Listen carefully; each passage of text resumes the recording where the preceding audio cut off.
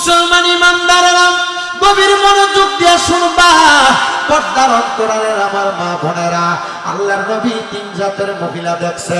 তাহলে এক জাতের মহিলা যারা তাদের স্বামী এবং সন্তানদের অভিশাপ দেয়, তাদের ব্যাপারে বড় সাবধানতা অবলম্বন করা দরকার। এ দম্পতি কোন এলাকার পর্দার অন্তরালের মা বোনেরা, স্বামীর উপর খোদার গজব করুক, সন্তানের উপর খোদার লানত গালাগালি করা, এগুলা তোমরা করবা না। এগুলার কারণে তোমাদের জিহ্বা আগুনের কেচি দিয়ে কাটা হবে। দুই নাম্বার, আমার নবী বলেন উম্মতের দলেরা, আরেক প্রকারের মহিলা আমি নবী দেখছি যাদের মাথা চুলের মধ্যে লটকায়া তাদেরকে আগুনের মধ্যে সেক দেওয়া হইতেছে। নবী গো, তারা কোন জাতের মহিলা? বলে ওই মহিলা হলো তারা যারা মাথার চুলগুলা বাঁধছে, চুলগুলা বাঁধার পরে ওটের কুজের মতো, গরুর সুরির মতো উপরের দিকে ওঠা ছিল। এই জাতের মহিলাদেরকে জাহান্নামের আগুনে সেক দেওয়া হইতেছে। আরেক জাতের মহিলা দেখছি গো, কোন জাতের মহিলা? বলে যাদের স্তনের মধ্যে গরম লোহার রড লাগায়া তাদেরকে আগুনের মধ্যে সেক দেওয়া হইতেছে। নবী গো, তারা কারা? কারা গো? আমার নবী বলে ওই প্রকারের মহিলা যে মহিলারা পোশাক পইরা উলঙ্গ ছিল। হুজুর, পোশাক পইরা কেমনে উলঙ্গ থাকে? আপনার বউ, আপনার মা, আপনার মাইয়া, আপনার বোনে সালোয়ার কামিজ পরে, থ্রি পিস পরে।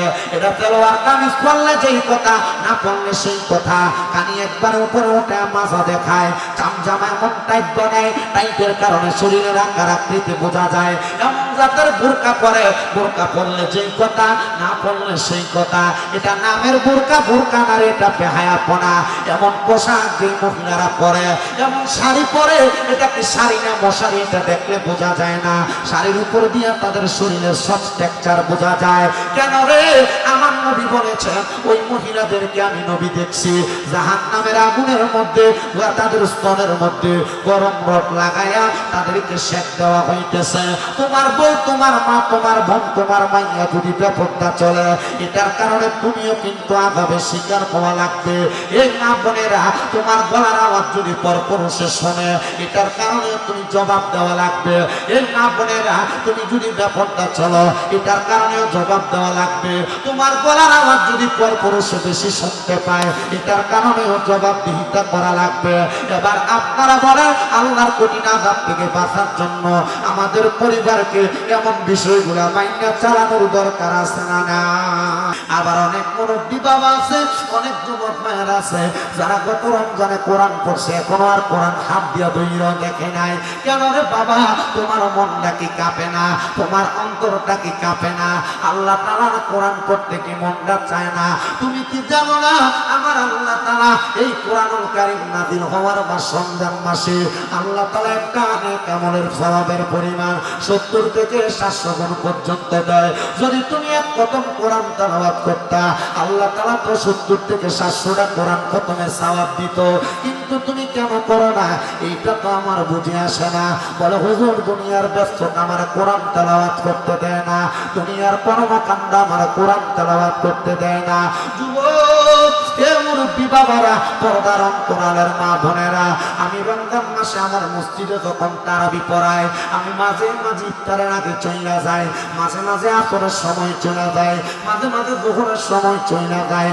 আমি গত রমজান মাসে আমার 2টা মুসল্লিরে দেখছি আল্লাহর কোরআনটা খুইলা চোখের পানি দিয়ে টপ টপ করে সাইরা দিছে।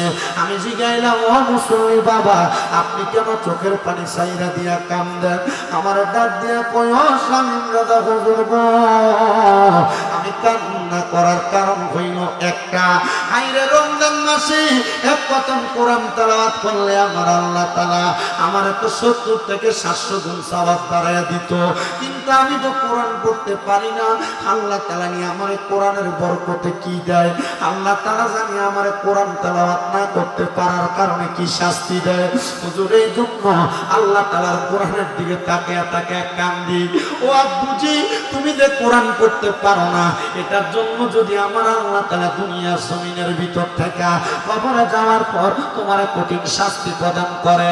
কেমনে রে তুমি বাঁচবা, কেমনে রে তুমি বাঁচবা না, তুমি বাঁচতে পারবা না।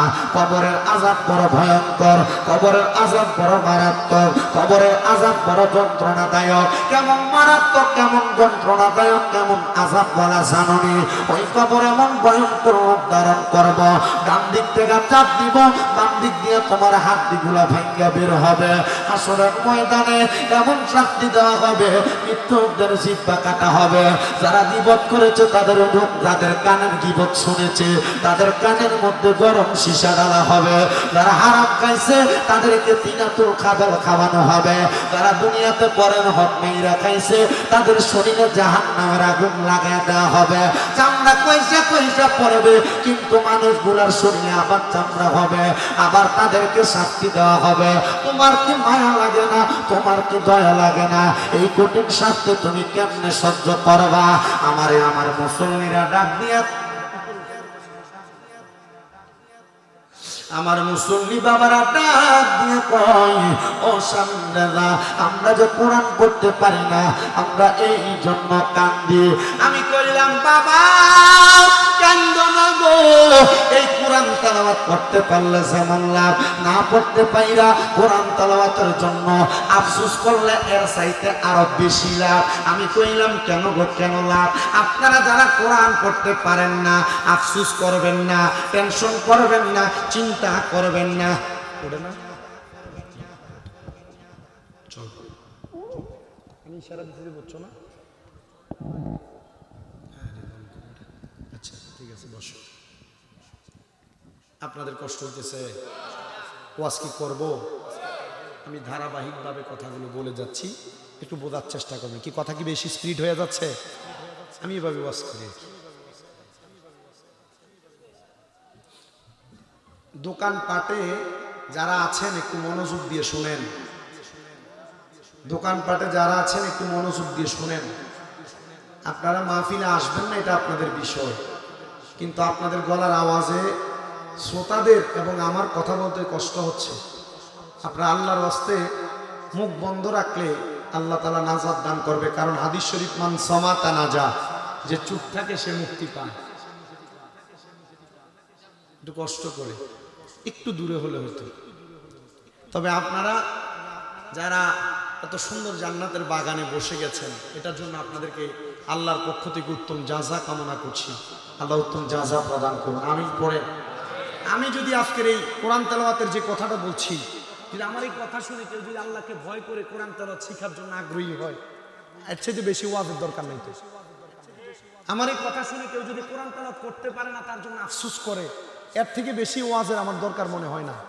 এজন্য আপনাদের কাছে আমার আবদার, আপনারা আমার কথাগুলো আমলে জিন্দেগিতে বাস্তবায়ন করার চেষ্টা করবেন। এদের শয়তান ছুটি দিয়ে দেয়, তোমার যে দায়িত্বটা দিয়ে গেছে, আমি চিন্তা করতেছি শয়তান পুরা দলফতি গোলা নাই, তোমার দায়িত্ব দিয়ে গেছে। তোমার কি দরকার খেপটারে ছুটি আর কানে গুতা দাও না? মনে করছেন আমি ওয়াজ করি? জি না, আমার ওয়াজের বয়স 9 বছর। কে কেমনে কথা কানে কানে কথাগুলো বুঝি, আমার ওয়াজের প্রশংসা করে নাকি ওয়াজটা হইতেছে না, জমতেছে না, এটা কইলেও বুঝি আমি বুঝি।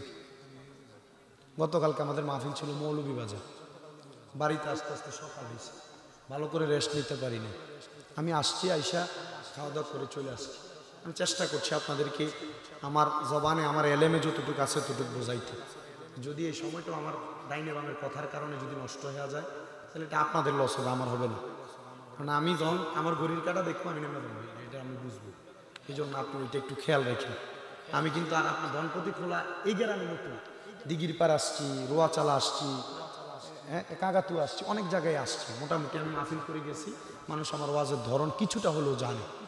এবারে তো কয়েক জায়গায় খাইছি না, রাজা চাবিতলার মুড়ি আছে আমি জানি। এই এলাকায় সোনাকান্দা, রাজা চাবিতলা সহ বিভিন্ন আউলিয়া কেরামের ভক্তবিন্দুরা আছেন, আপনারা কথাগুলো শুনবেন। আল্লাহ তাআলা তৌফিক দান করুন, আমিন করুন।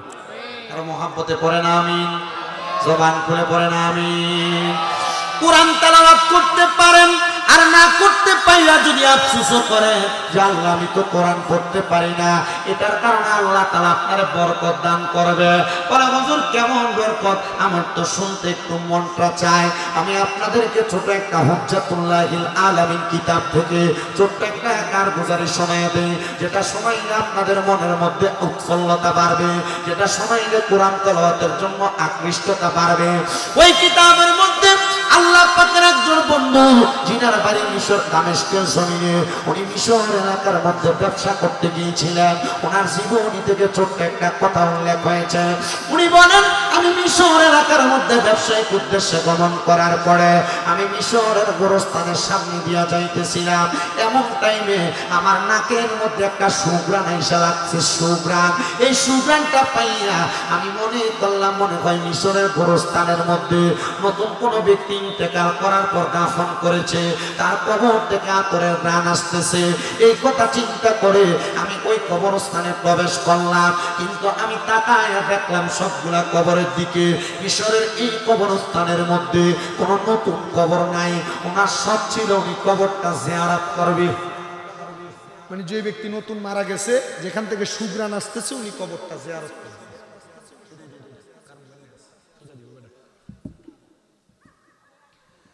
উনি বলেন আমি যখন প্রবেশ করলাম আমি দেখলাম ওই গোরস্থানের মধ্যে কোনো নতুন কবর নাই, কোনো নতুন কবর নাই। আমি আবার দেখলাম পুরাটা গোরস্থান পুরাতন কবরে ভরপুর। আমি কবরস্থানের একবারে শেষ প্রান্ত পর্যন্ত গেলাম। আমি যা দেখলাম একটা কবর একবারে ভাঙ্গা, ওই কবর থেকে আমার নাকে সুঘ্রাণ আসতেছে। আমি ভাঙ্গা কবরটা দেখা ওই কবরের সামনে দাঁড়াইলাম। রাস্তা দিয়া মানুষ হাইটা হাইটা যায়। আমি তাদেরকে জিজ্ঞাসা করলাম এই এলাকার বাসিন্দারা তোমরা কি বলতে পারবো এই কবরটা কার কবর? সবাই বলে আমরা চিনি না। এমন টাইমে একজন বৃদ্ধ ব্যক্তি হেঁটে হেঁটে যাচ্ছেন। যখন হেঁটে হেঁটে যায়, যাওয়ার সময় ওই বৃদ্ধ ব্যক্তিটাকে ডাক দিলাম, এই আমার বৃদ্ধ বাবা আপনি বলেন না এই যে ভাঙ্গা কবরটা দেখা যায় এই কবরটা কার কবর গো? উনি বলেন এটা তো আমাদের এলাকার একজন কাঠুরিয়া, যে জঙ্গলার মধ্যে কাঠ কাটতো তার কবর। বলে কবরটা যেহেতু তার, আপনি কি তার পরিচয় জানেন, তার বাড়ির পরিচয় জানেন? বলে হ্যাঁ, মিশরের বড় মসজিদের পশ্চিম অঞ্চলে তার বাড়ি। আল্লাহর উনি বলেন আমি হাঁটতে হাঁটতে মিশরের বড় মসজিদের পশ্চিম অঞ্চলে গেলাম। ঘরের সামনে যাইয়া আমি সালাম দিলাম, আসসালামু আলাইকুম ওয়া রাহমাতুল্লাহ।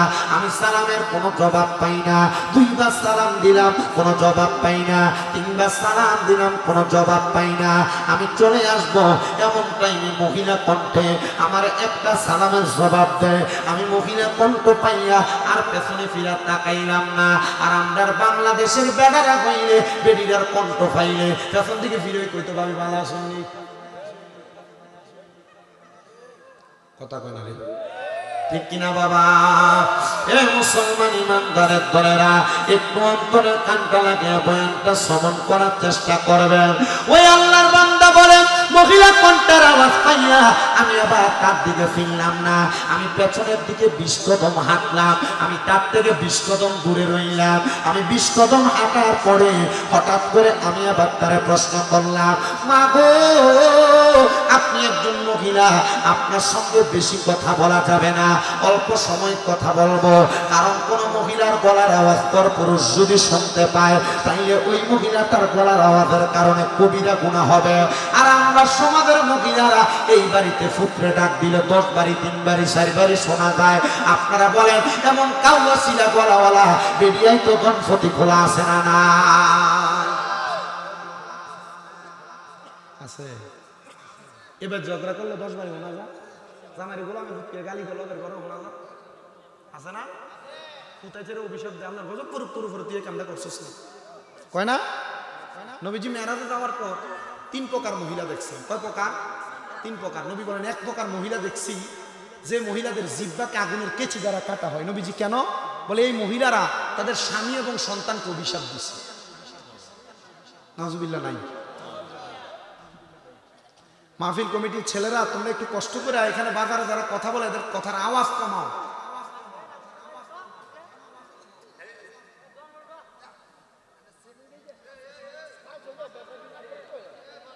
আমি ফালতু সময় নষ্ট করতে আসছি না এখানে। হ্যাঁ, এই যে যাইতেছে ব্যাটালিয়ন মোটামুটি। আল্লাহ কবুল করেন, জোরে পড়েন আমিন, মহাব্বতে পড়েন না আমিন। এ মুসলমান ইমানদারেরা, মুসলমান ইমানদারেরা গভীর মনোযোগ দিয়ে শুনবা, পর্দার অন্তরালের আমার মা বোনেরা, আল্লাহর নবী তিন জাতের মহিলা দেখছে। তাহলে এক জাতের মহিলা যারা তাদের স্বামী এবং সন্তানদের অভিশাপ দেয়, তাদের ব্যাপারে বড় সাবধানতা অবলম্বন করা দরকার। এ দম্পতি কোন এলাকার পর্দার অন্তরালের মা বোনেরা, স্বামীর উপর খোদার গজব করুক, সন্তানের উপর খোদার লানত গালাগালি করা, এগুলা তোমরা করবা না। এগুলার কারণে তোমাদের জিহ্বা আগুনের কেচি দিয়ে কাটা হবে। 2 নাম্বার, আমার নবী বলেন উম্মতের দলেরা, আরেক প্রকারের মহিলা আমি নবী দেখছি, যাদের মাথা চুলের মধ্যে লটকায়া তাদেরকে আগুনের মধ্যে সেক দেওয়া হইতেছে। নবী গো, তারা কোন জাতের মহিলা? বলে ওই মহিলা হলো তারা যারা মাথার চুলগুলা বাঁধছে, চুলগুলা বাঁধার পরে ওটের কুজের মতো, গরুর সুরির মতো উপরের দিকে ওঠা ছিল। এই জাতের মহিলাদেরকে জাহান্নামের আগুনে সেক দেওয়া হইতেছে। আরেক জাতের মহিলা দেখছি গো, কোন জাতের মহিলা? বলে যাদের স্তনের মধ্যে গরম লোহার রড লাগায়া তাদেরকে আগুনের মধ্যে সেক দেওয়া হইতেছে। নবী গো, তারা কারা? কারা গো? আমার নবী বলে ওই প্রকারের মহিলা, যে মহিলারা পোশাক পইরা উলঙ্গ ছিল। হুজুর, পোশাক পইরা কেমনে উলঙ্গ থাকে? আপনার বউ, আপনার মা, আপনার মাইয়া, আপনার বোনে সালোয়ার কামিজ পরে, 3 পিস পরে। এটা সালোয়ার কামিজ পরলে যেই কথা, না পরলে সেই কথা। কানি একবার উপরে উঠে মাজা দেখায়, চামচামা এমন টাইট বানায়, টাইটের কারণে শরীরের আকার আকৃতি বোঝা যায়। এমন জাতের বোরকা পরে, বোরকা পরলে যেই কথা, না পরলে সেই কথা। এটা নামের বোরকা, বোরকা না, এটা বেহায়াপনা। এমন পোশাক যে মহিলারা পরে, এমন শাড়ি পরে, এটা কি শাড়ি না মশারি, এটা দেখলে বোঝা যায় না। শাড়ির উপর দিয়ে তাদের শরীরের সব টেক্সচার বোঝা যায়। কেন রে? আমার নবী বলেছেন ওই মহিলাদেরকে আমি নবী দেখছি জাহান্নামের আগুনের মধ্যে, তাদের স্তনের মধ্যে গরম রড লাগায়া তাদেরকে সেক দেওয়া হইতেছে। তোমার বউ, তোমার মা, তোমার বোন, তোমার মাইয়া যদি বেপরদা চলে, এটার কারণে তুমিও কিন্তু আযাবে শিকার হওয়া লাগবে। এই মা বোনেরা, তোমার গলার আওয়াজ যদি পরপুরুষে শোনে, এটার কারণে তুমি জবাব দেওয়া লাগবে। এই মা বোনেরা, তুমি যদি বেপরদা চলো, এটার কারণেও জবাব দেওয়া লাগবে। তোমার গলার আওয়াজ যদি পরপুরুষে বেশি শুনতে পায়, এটার কারণেও জবাবদিহিতা করা লাগবে। এবার আপনারা বলেন, আল্লাহর কঠিন আযাব থেকে বাঁচার জন্য আমাদের পরিবারকে এমন বিষয়গুলো মাইনা চালানোর দরকার আছে না? না। বহুত মিয়া সাহেবরা নামাজ পড়ার কারণে দুজকে যাইবে। কেন? কারণ মিয়া সাহেবের বউ বেফরদা গুইরা বিষ্ণুপুর বাজার তারে আউড়ে এনেছে। কথা কন না খা। বহুত মিয়া সাহেবরা 5 ওয়াক্ত নামাজ পড়া দুজকে যাইব, মিয়া সাহেবের মাইয়া গা হলুদের অনুষ্ঠানে ড্যান্স মারছে। কথা বুঝছেন? বহুত মিয়া সাহেবরা জাহান্নামে যাইব নামাজ পড়া, কারণ তারা তাদের বউরে, মাইয়ারে, তারা তাদের বোনরে পর্দা করায় না। আপনারা কি বুঝতেছেন? কষ্ট হইতেছে আপনারা? আব্বা কই যা? যা যা যা যা যা। এখানে তো এটা স্বাভাবিক। মক্কা শরীফেও দর্শন নামাজে তার আল্লাহু আকবার তুই সামনে দিয়ে তুমি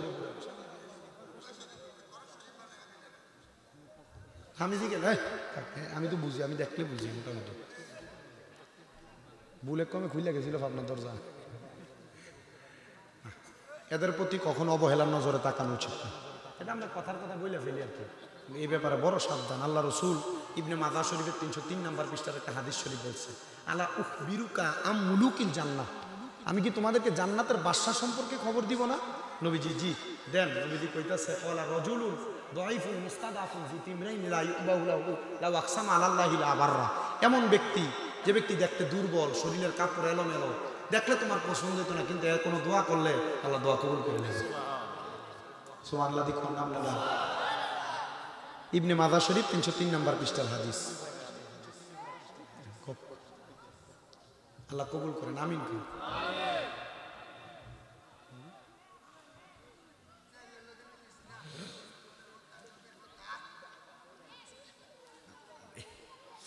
আল্লাহ যেন কবুল করে, জোরে বলেন আমিন। তাহলে আপনার বউ বেফর্দা চললে অসুবিধা নাই, মাইয়া বেফর্দা চললে অসুবিধা নাই, বইনে বেফর্দা চললে অসুবিধা নাই, নাইনাত করে যদি অসুবিধা বেফর্দা চলে অসুবিধা নাই, এদের গলার আওয়াজ 12 বেটা শুনলে অসুবিধা আছে না নাই? তাহলে সাবধানতা অবলম্বন করবেন এই ব্যাপারে। ও মুসলমান ইমানদারেরা, তো যেই কথা বলতেছিলাম, আল্লাহ নবী ডাক দিয়ে বলতেছে, জগতের মানুষের দলেরা শুইনালাও তোমরা, বুঝালাও তোমরা। আমি তার সামনে গেলাম না, বেশি কথা বললাম না। তার মানে আল্লাহর ওলি বুঝাইছে মহিলার সঙ্গে বেশি কথা বলা যাবে, বেশি কথা বলা। কিন্তু মাশাআল্লাহ আমরা এই মুরাদনগর এই সাইড দিয়ে কয়েকটা এলাকা আছে, এর নাম দিছে পিছন দিয়ে উরুস মুবারক, বেরিয়েতে না বাউল গান করে নাই নাই কবর এদিকে কি জায়গাতে ফিরবো, বাসারে ফাতা গেলে হলতা করে করে বেরিয়ে। আমার কথা, মায়ের আযাবুন শাদীদ, যন্ত্রণাদায়ক শাস্তি। কারণ এই পর্যন্ত কোন আউলিয়া কেরাম শিখিয়ে দেয় নাই তোমরা উরুস মুবারকের নাম দিয়ে বেরিয়ে দিয়ে গান করো। আপনি কোন শিখিয়ে দিছে কোনো মারফুত দেখাইতে পারলে আমার পক্ষ থেকে তাকে 50 লক্ষ টাকা দেওয়া হবে। আর এদের কারণে আহলে সুন্নাত ওয়াল জামাতের বদনাম হচ্ছে, সুন্নিদেরকে কেউ বন্ধ বলার মতো একটা তহমত দেওয়ার মতো রাস্তা পাইছে। কেউ সোনাকান্দার আউলিয়া কেরামরা গান বাজনা করে,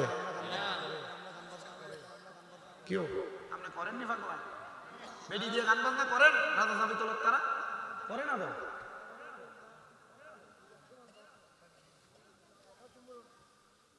পীর কাশিমপুর আর কি। তাহলে আউলিয়া কেরামের সরল পথে বেডি নাচানাচি নাই, আউলিয়া কেরামের সরল পথে বাউল গান নাই, আছে। আউলিয়া কেরামের সহজ সরল পথে নারী পুরুষ একসাথে মেলামেশা নাই, যেখানে আছে এখানে ভণ্ড।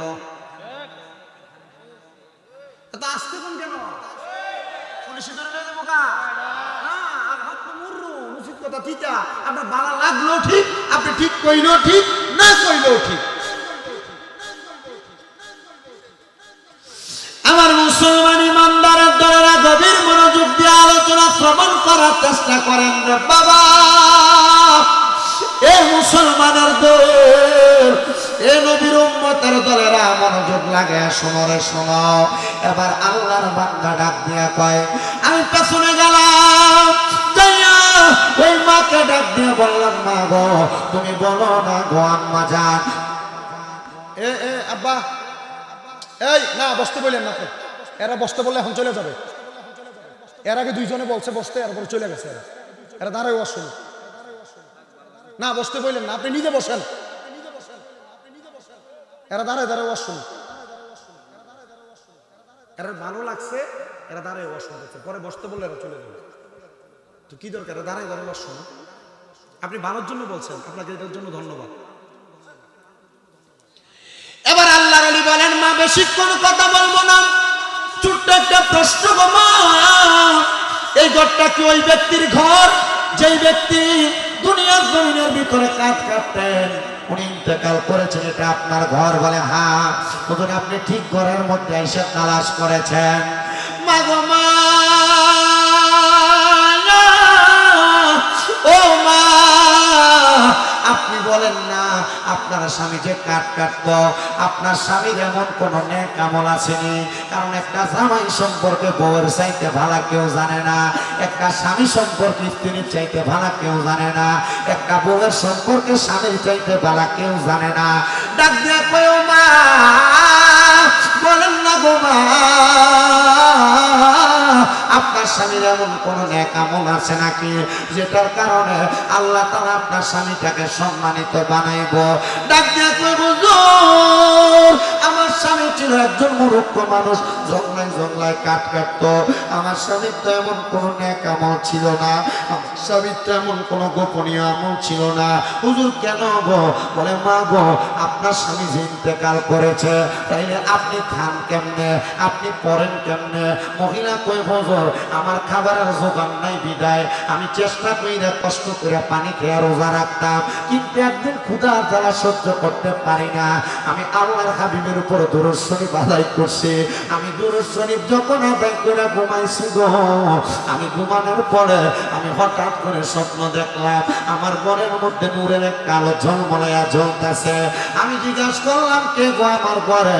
উনি আমারে ডাক দিয়ে কয়, এরে মহিলা, যেই রহমতের নবীর উপরে দুরূদ আদায় করেছ, আমি হইলাম সেই রহমাতুল লিল আলামিন নবীজি। ওগো নবী, আপনি আমার ঘরের মধ্যে কেন আগমন করেছেন? বলে তুমি না পেটের ক্ষুধা সহ্য করতে পারো না, আমি নবীর প্রতি দুরূদ আদায় করেছ। এ মহিলা রে, আমি নবী তোমার দুরূদের আওয়াজটা কানে শুই না, আমি দয়াল নবীর রওজা মুবারকে থাকতে পারি নাই, আমি তোমার জন্য এখানে হাজির হয়ে গেছে। আমার নবী ডাক দিয়া কয়, মহিলা রে, এ মহিলা, নেও আমার আজকাল মুবারকের ভিতর থেকে আমি তোমার একটা রুটির ব্যবস্থা করে দিলাম। আমার নবীজি আজকাল মুবারকের ভিতর থেকে মহিলাকে একটা রুটি প্রদান করলেন।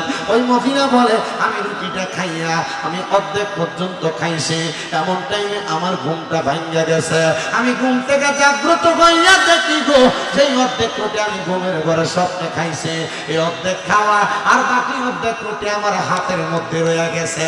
এটা অন্য কোনো কারণে না, এটা রহমতের নবীর দুরূদ শরীফের বরকতে। জোরে জোরে কর সুবহানাল্লাহ। দুরূদ শরীফের বরকত আছে না নাই? যদি আপনি সবচেয়ে পাক্কা প্রেমিক আশিক হতে পারেন, এই দুরূদের বরকতে আল্লাহর হাবিব আপনার ঘরে এসে দেখে নিবে। কত পাগল, কত আশিকের এমন দিদার পাইছে। আমার মুসলমান ইমানদার, এই নবীর উম্মতের দল, আশিকে রাসূল ভাই বাবারা গভীর মনোযোগ লাগে বয়ানটা শ্রবণ করার চেষ্টা করেন গো। আল্লাহর বান্দা ডাক দিয়ে কই, ও মা, আপনার স্বামীর কোনো আমল নাই? বলে হুজুর নাই। বলে তাই এমন কোন আমল আসেনি দেখেন না? মহিলা ডাক দিয়ে কই, আমি এবার হুজুরকে বলতে লাগলাম আমার স্বামীর ছোট্ট একটা আমল আছে। বলে কোন আমল? বলে আমার স্বামী কোরআন পড়তে পারত না, যখনই কাঠকাইটা বাড়িতে আসতো, আমার স্বামীটা কাঠকাইটা বাড়িতে আসার পর আসার সময় কিছু আটা, কিছু গম, কিছু চাউল নিয়ে আসতো, আমি ঘরে পাকাইতাম, আর আমার স্বামী ওযু কইরা নামাজের মুসল্লা বিছায়া আল্লাহ তাআলা কোরআন তার হাতে নিয়া চোখের পানি ফালায়া ফালায়া কাঁদতো।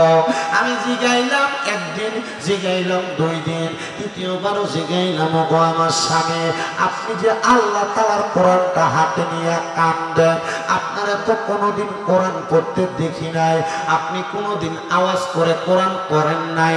ডাক দিয়ে কই, স্ত্রী গো, আমি কোরআন পড়তে পারলে না পড়তাম, আমি তো আল্লাহর কোরআন পড়তে পারি না, আমি কোরআনে মুহাব্বত কইরা আমি কোরআনে বুকে ধইরা কান্দে, আল্লাহ নি এটার উসিলায় আমারে মাফ করে দেয়। ও মুসলমান, আল্লাহ তাআলা শুধু কাল হাসরের ময়দানে বান্দার মাফ করার জন্য একটা ছোট্ট ওসিলা দেখব। বান্দার ছোট খাটো একটা নেক আমল আছে, ওই সময় রে মুসলমানের দল, ওই বান্দাটা বলে ঠিক আছে আম্মা জান, খবর পেয়ে গেছে আপনি আপনার মতো পড়ে থাকেন। এবার আল্লাহর ওলি বলে, আমি বাড়ির মধ্যে যাইয়া আমি 2 রাকাত নামাজ পড়লাম, সলাতুল হাজত। আপনারা বলেন নামাজটার নাম কি? সলাতুল হাজত। সলাতুল হাজত কিন্তু নামাজ আছে। অনেকে মনে করে হুজুর ফজর আছে, যোহর আছে, আসর আছে, মাগরিব আছে, এশা আছে, এই 5 ওয়াক্ত ছাড়া কি আরো নামাজ আছে? আমি বলবো হ্যাঁ বাবা আছে। দেখো না, আমি তোমার কয়টা নামাজের কথা বলি। 1 নম্বরে ফজরের পরে যেইটা পরে সূর্য উদয় হওয়ার সাথে, ওই নামাজটার নাম সালাতুল চাষের নামাজ, ইশরাকের নামাজ। এরপর আরেকটা নামাজ পরে সূর্য ওঠার ওঠার পর থেকে সূর্য ডুবার আগ পর্যন্ত এটার কয় সালাতুল দুহার অথবা চাষের নামাজ। আরেকটা নামাজ পড়ে মাগরিবের নামাজের পরে, মাগরিবের নামাজের পরে ওই নামাজের নাম সালাতুল আওয়াবিন। আরেকটা নামাজ পড়ে এশারের পরে ফজরের আগে রাতের শেষ দ্বিতীয়াংশে, এই নামাজটার নাম সালাতুল তাহাজ্জুদ। আরো নফল নামাজ আছে সেই নামাজের নাম সালাতুল হাজত। আরো নফল নামাজ আছে সেই নামাজের নাম সালাতুল ইস্তিসকা। আরো নফল নামাজ আছে সেই নামাজের নাম সালাতুল খায়ের। আরো নফল নামাজ আছে সেই নামাজের নাম সালাতুল তাসবিহ। এমন ভাবে আমি যাচাই করে দেখলাম 12 রকমের নামাজ আছে নফল নামাজ, সেই নামাজের মাধ্যমে বান্দার ভাগ্য পরিবর্তন হয়। তুমি তো 5 ওয়াক্ত পড়ো না, এই সবগুলা নামাজ পড়বা কেমনে? হায়রে মুসলমানেরা, হায়রে নবীর উম্মতের দলেরা, আমি তোমরার কাছে আপনার করব, যদি নাজাত পাইতে চাও আল্লাহ তাআলার ইবাদতে মশগুল হয়ে যাও। ওই বান্দা ডাক দিয়ে কয় আমি সালাতুল হাজতের নামাজটা কইরা আমার আল্লাহ তাআলার কাছে বলতে লাগলাম, আল্লাহ আমি জানি না এই ব্যক্তির কবরে তুমি কেন এত সুন্দর সুগ্রাম দিছ, আমার তো জানতে বড় ইচ্ছা হয়। উনি বলে আমি সালাতুল হাজতের নামাজটা কইরা কাঁদতে কাঁদতে ঘুমাইয়া গেছি। এমন টাইমে আমি আরেকবার দেখতেছি আমার ঘরে কে জানি হাজির হয়ে গেছে। আমি জিজ্ঞাসা করলাম কে গো আমার ঘরে গো? তিনি আমারে ডাক দিয়ে কয় যার কবরের সুগ্রামের ব্যাপারে জানতে চাও, আমি তো ওই কবরওয়ালা ব্যক্তি, আপনি কেমনে গো আমার সামনে আসলেন? বলে আল্লাহ প্রদত্ত ক্ষমতায়, আল্লাহ ক্ষমতা না দিলে দুনিয়ার একটা গাছের পাতা লড়াইতে কেউ পারে না। এ মুসলমান, এ নবীর উম্মতের দল, উনি ডাক দিয়ে কয় আপনার কবরে যে সুগ্রাম আসতেছে এটার কারণটা কি বলবেন নি? আল্লাহ তাআলা কেন আপনার কবরে সুগ্রামের ব্যবস্থা করে দিছে? আল্লাহর বান্দা ডাক দিয়ে কয় আমি দুনিয়াতে একটা কাজই করতাম, আল্লাহর কোরআন পড়তে পারতাম না। এই যারা পড়তে পারেন না তারা শোনেন, আল্লাহর কোরআন পড়তে পারতাম না, আমি কোরআন বুকে আঁকলে আঁকলে কাঁদতাম।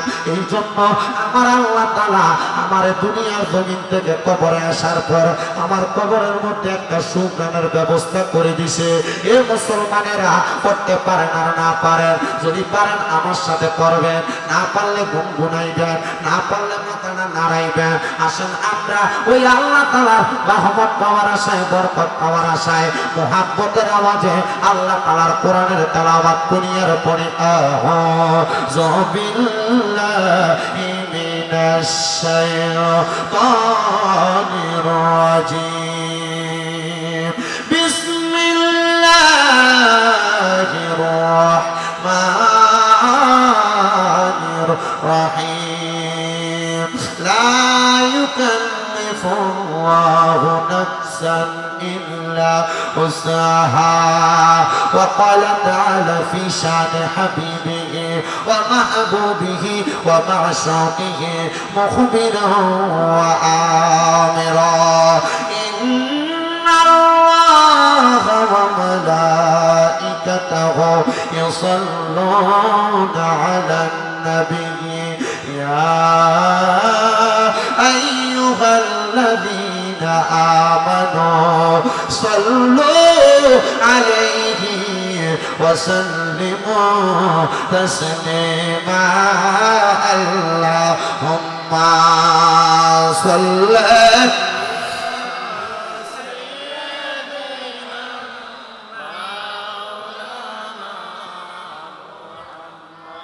وعلى آل سيدنا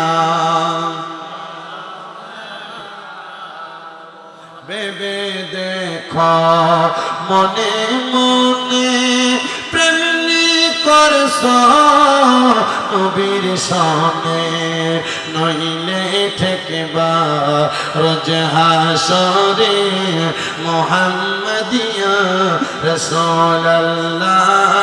আল্লাহুম্মা সাল্লি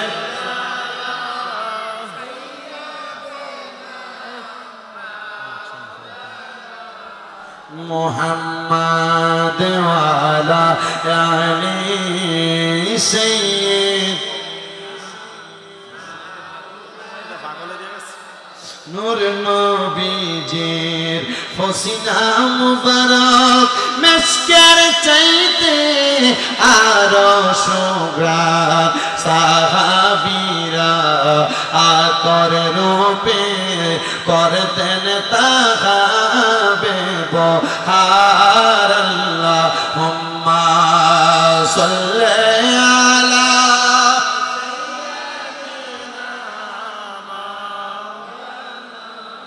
মুহাম্মদ ওয়া আলা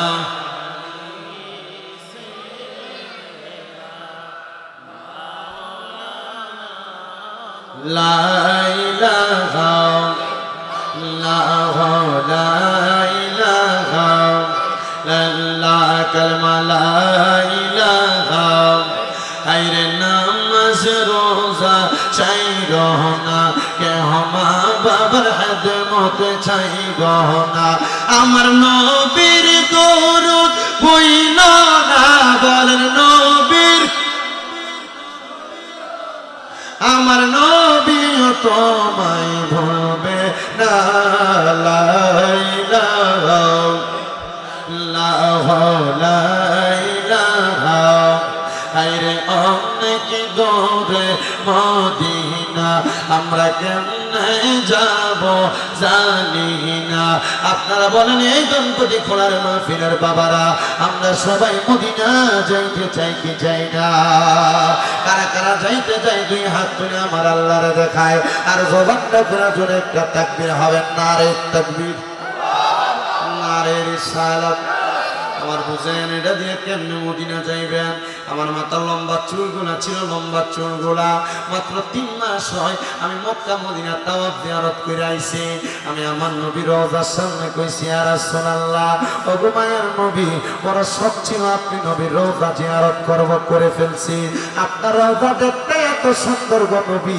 এখন দি আমার মনে চায় রওজা এত সুন্দর আপনি নবী না জানি দেখতে কত সুন্দর আপনারা দেখতাম এ আপুজিরা যেই দিন নবীর হাদিস পড়ছি মানজারা কবরি ওয়াজাবাত লাহু শাফাআতি ইয়াউমাল কিয়ামা আমার নবী কয় যেই ব্যক্তি আমি নবীর রওজা মুবারকে যাওয়ার পর আমার রওজা জিয়ারত করলো সেই ব্যক্তির জন্য সুপারিশ করা শাফাআত করা আমি নবীর জন্য ওয়াজিব হয়ে যায় নবী যদি সুপারিশ করে তোমার জান্নাত নিশ্চিত আমি ওই দিনে নিয়ত করছি মদিনায় যাব এজন্য আশেক তো শুনে শুনে লেখে ভালোবাসার জায়গা মদিনা ভালো লাগার জায়গা মদিনা বলেন ভালোবাসার জায়গা মদিনা ভালো লাগার জায়গা মদিনা হাইরে এত সুন্দর জায়গা কোথাও দেখি না এত সুন্দর জায়গা কোথাও দেখি না সাজিয়েছেন দয়াল রাব্বানা ভালোবাসার জায়গা মদিনা বলেন ভালোবাসার জায়গা মদিনা ভালো লাগার জায়গা মদিনা হাইরে মদিনা শরীফে নূরের খাজিনা মদিনা শরীফে নূরের খাজিনা আশিক ছাড়া অন্য বোঝে না ভালোবাসার জায়গা মদিনা বলেন ভালোবাসার জায়গা মদিনা ভালো লাগার জায়গা মদিনা হাইরে আমার মনের মাঝে অনেক বেশি গোনা আমরার জীবনে অনেক বেশি গোনা ক্ষমা করবে দয়াল রাব্বানা ক্ষমা করবে দয়াল রাব্বানা ভালোবাসার জায়গা মদিনা বলেন ভালোবাসার জায়গা মদিনা ভালো লাগার জায়গা মদিনা বলেন ভালোবাসার জায়গা মদিনা ভালো লাগার জায়গা মদিনা একটা জবান বন্ধ রাখবেন না এবার বলেন মদিনা যাইতে চাই কি চাই না এ মুসলমান রে আমি মদিনায় যাওয়ার পর শুনে কি প্রিয় রওজার সামনে দাঁড়িয়ে বললাম ইয়া রাসূলুল্লাহ বাংলাদেশে যখন ওয়াজ মাহফিলে যায় আপনার কত পাগল প্রেমিক উম্মতদেরকে নিয়ে আপনি নবীর সালাম জানায় এরাও তো মদিনায় আসতে চায় এদেরকে আপনি মদিনাতে আনেন না একই দোয়া আমি আল্লাহর কাবা ঘরের সামনে যাইয়া কাবা ঘরের দরজা যেখানে ধরে দোয়া করলে দোয়া কবুল হয়, কাবা ঘরের গিলাফে ধইরা দোয়া করলে দোয়া কবুল হয়। আমি ওই গিলাফটার মধ্যে ধরে কইছি গো আল্লাহ, তোমার মক্কার এত দাম, হাবিবের মদিনায় এত দাম, আল্লাহ কত বান্দারা মক্কা মদিনা আসতে চায়, তারারে মক্কা মদিনা আনো না। এ দম্পতি কুলার যুবকেরা, মুরব্বী বাবারা, পর্দার অন্তরালের মা বোনেরা, দম্পতি খোলার মসজিদের ভিতরে এক ওয়াক্ত নামাজ পড়লে এক ওয়াক্ত সওয়াব পাওয়া যায়। মদিনার মসজিদের ভিতরে এক ওয়াক্ত নামাজ পড়লে 50,000 ওয়াক্তের সওয়াব পাওয়া যায়। আর দম্পতি খোলার মসজিদের ভিতরে এক ওয়াক্ত নামাজ পড়লে এক ওয়াক্তের সওয়াব পাওয়া যায়। কিন্তু মক্কা শরীফের হেরেমের মধ্যে এক ওয়াক্ত নামাজ পড়লে 1 লক্ষ ওয়াক্তের সওয়াব পাওয়া যায়। কোন দিন তুমি 1 লক্ষ ওয়াক্ত নামাজ পড়বা বুঝে আসে না। এই জন্য সবার কাছে আবদার, 2-3 লাখ টাকা হইলে তো জায়গা কিনো, 1-1.5 লাখ টাকা হইলে তো ব্যাংকে রাখো। আমি বলবো রে বাবা, সন্তান সন্ততির জন্য টাকা পয়সা না জমায়া মক্কা মদিনা যাও, মক্কায় যাইয়া ফুতের লেগে দোয়া করো। সেই টাকা জমাইটা আল্লাহর কাবা ঘরে যাইয়া মা বাপ দোয়া করলে আল্লাহ তাআলা মা বাপের দোয়ার কারণে কাবা ঘরের সামনে দোয়া কবুল কইরা সন্তানদের তার চাইতে আরো বেশি সম্পদ দিতে পারে কি পারে না? যুবক ভাইরা, কক্সবাজার ট্যুর দেওয়ার জন্য 10-15-20,000 টাকা বাজেট করো। আমি বলবো তোমার কদমে হাত দিয়া রে যুবক ভাই, এই টাকাটা এমনি দেই না কইরা মক্কা মদিনা যাওয়ার জন্য টাকাটা জমাও। মনে রাখবা, নিয়াতুল মুমিনিন খায়রুম মিন আমালি, মুমিনের নিয়ত তার আমলের চাইতে উত্তম। যদি মক্কা মদিনাটা যাওয়ার টাকা না জমায়া মইরা যাও, তোমার মরার পরে আমল নামায় মক্কা মদিনা তাওয়াফ জিয়ারতের সওয়াব হয়ে যাবে।